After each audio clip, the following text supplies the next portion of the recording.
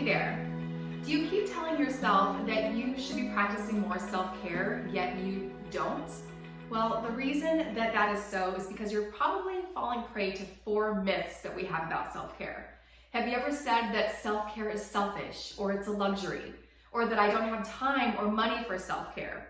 Well, if you said those things, you aren't alone, but understand they are myths and they are holding you back from being able to practice self-care, which is so important for you, which I know you need, because that's why you're watching this video right now. So on this video, I'm going to share with you 4 myths that we have about self-care and how to debunk them so that you can practice this act that is so important for your success and your well-being. So my name is Sarah Mueller. I'm a success coach. I help women to transform their lives so that they can create meaningful work and businesses, raise thriving children, and be a very connected partner in their most important relationship. Make sure that before we jump into this video that you subscribe to our channel so that you're notified every week when I drop a new episode to help you live a balanced, confident, purpose-driven life that you love. Okay, so the reason that we are struggling, so many of us, a lot of women, but men as well, with self-care is because we are believing these myths that I'm going to dive into very much in detail in this video. But before that, I want to share with you another factor that is holding us back from practicing self-care, and that is the culture that we live in. You see, our culture does not want us to take care of ourselves because our culture is a consumer-driven culture. Our culture and a lot of companies make money on your misery and you're not feeling well. So when you do not practice self-care, you are more often quick to spend money or consume something to make you feel better momentarily. Not in the long run, but for the short term, right? This is why we buy the wine, or we go on the shopping spree, or we buy the birthday cake, or the ice cream, right? We consume when we're not feeling well, when we're not taking care of ourselves. But if you can debunk these 4 myths and understand that, you will finally be able to take care of yourself to produce the results that you want in your life. Okay, so let's debunk myth number 1.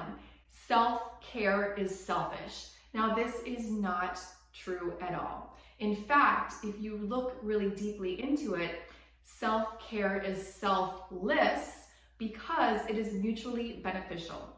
When you are practicing self-care, when you are filling your cup, you are able to show up 100% as your best self at work, with your family, with your partner. When you're not practicing self-care, you're showing up 20%, 80%, whatever it is, you're not giving your best to those important people and responsibilities that you have in your life. So you're actually being selfish by not taking care of yourself because those around you are getting half of you or not the best of you. So let's understand that self-care is selfless because it's mutually beneficial for you and all of the people that are important for you in your life. Okay, myth number 2, self-care is a luxury. Have you said this one as well? Well, self-care is for those people that have that money and the extra time and a different job or a different family or older kids, blah, blah, whatever it is. Self-care is not a luxury. This is just an excuse that you're using. Self-care is a necessity. So when we do not take care of ourselves, as I mentioned with the last number that I gave you, we are not giving our best selves to the world. And in fact, if we are pulling back and not taking care of ourselves for too long, it is going to lead to something like a physical disease, or the ending of your marriage, or a job loss or demotion, or your children turning into teenagers and you having to deal with the lack of present parenting that you did in their younger years. Okay, so self-care is not a luxury, it is a necessity. Of course, you have heard the story and the comparison of when you're going in an airplane and the flight attendant is getting everyone ready for takeoff, and he or she says, if we experience low cabin pressure, masks will drop down from the ceiling. Make sure that you put your own mask on first before helping others. Well, why is this? Obviously, it's because if we don't put our mask on first, we're going to be passed out. And we're no help to anyone when we are passed out.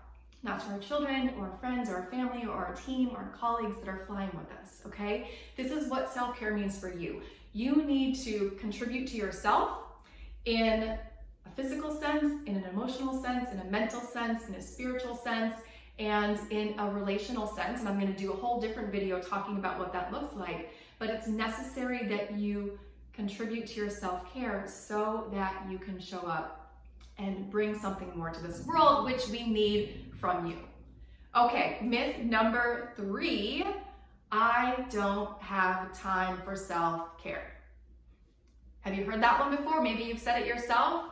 This is an excuse. In fact, the I don't have time for XYZ is an overall excuse that too many of us use. And the truth is that we all have 24 hours in the day. What we choose to do with those 24 hours is what sets us apart from living the life that we love or living a reactionary life that's not so exciting for ourselves.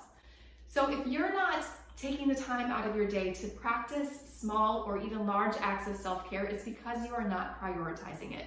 Hopefully now you understand the importance and the necessity of self-care, and so now it's your responsibility to start building it into your day, blocking it out in your schedule, just like you would block out a doctor's appointment or a meeting with your boss or going to your kid's school conference, right? Self-care is something that you need to prioritize in your schedule. And also understand that self-care does not need to be a full day. Like, yes, it would be amazing if you could block out one day a week to go to the spa, but it's not required for self-care.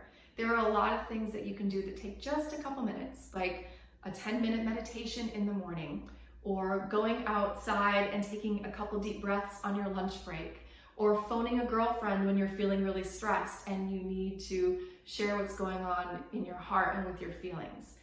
Self-care can take a couple moments throughout your day, and they don't need to be huge blocks of time that you feel like you don't have.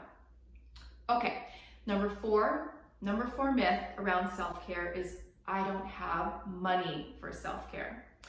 So, sure, some things can cost money that could be a self-care, like going to get a massage or buying some new music to listen to that you like.